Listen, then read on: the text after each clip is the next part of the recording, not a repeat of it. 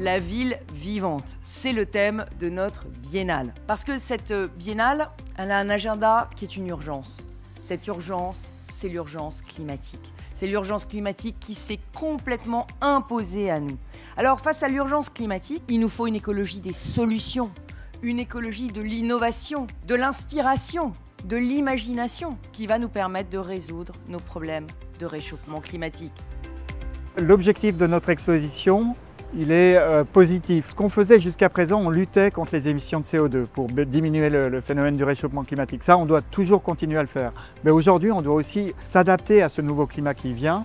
Et ce que nous, on veut montrer, c'est que architecturalement, ça peut donner des choses intéressantes. On réinvente notre discipline, on réinvente la ville à travers ça. Donc c'est un message positif qu'on veut donner à travers cette réinvention-là. On n'est pas dans le catastrophisme.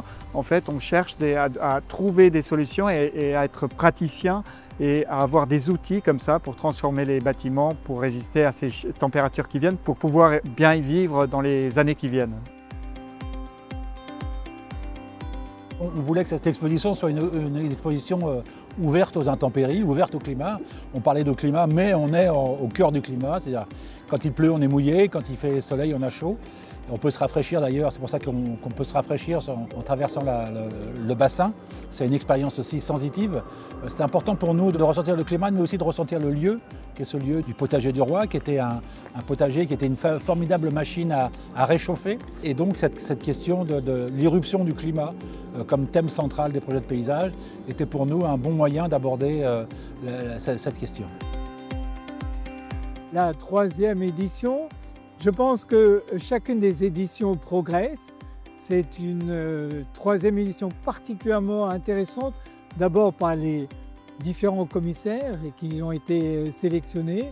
Ils apportent tous une vision, leur vision et une réflexion commune qui est comment aujourd'hui on adapte la ville à la problématique du réchauffement climatique.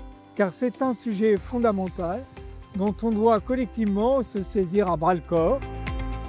Tout garder, tout changer, c'est une façon de montrer à quel point aujourd'hui il faut qu'on arrête de gaspiller le potentiel des villes, que nous pouvons réparer la ville, que ce qui est déjà là est très important et surtout qu'il y a vocation aujourd'hui à imaginer une ville plus belle, avec plus de cohésion des habitants et ça peut se faire avec ce qu'on a déjà, il suffit qu'on regarde déjà ce qu'on possède et notamment le potentiel de la réhabilitation.